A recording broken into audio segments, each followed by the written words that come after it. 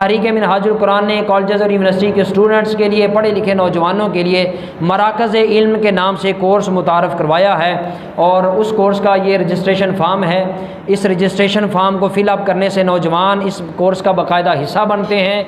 ये प्रिंटेड निसाब है, ये बिलखसूस नौजवान जो स्टूडेंट्स हैं वो देखें। मराकज़ इल्म के नाम से ये सिलेबस बनाया गया है।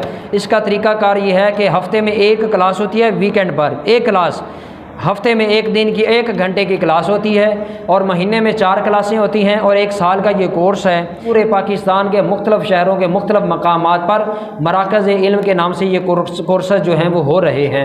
ये कोर्स आप अपनी अकेडमीज़ में भी करवा सकते हैं, मस्जिदों में भी करवा सकते हैं, अपने दफ्तरों में भी करवा सकते हैं, फैक्ट्री कारखाना में भी करवा सकते हैं। हर वो जगह कि जिस जगह पर 8-10 बंदों के बैठने का इंतज़ाम हो, उस जगह पर यह मराकज़ इल्म का कोर्स करवाया जा सकता है, जो तहरीक मिनहाजुल कुरान के प्लेटफॉर्म से मुतारफ़ करवाया गया है। और पूरे पाकिस्तान के तूल व अर्ज़ के अंदर इसका एहतिमाम और इंतज़ाम बिहम्दिल्लाह ताला किया जा रहा है। सैकड़ों लोग मराकज़ इल्म का ये कोर्स कर रहे हैं।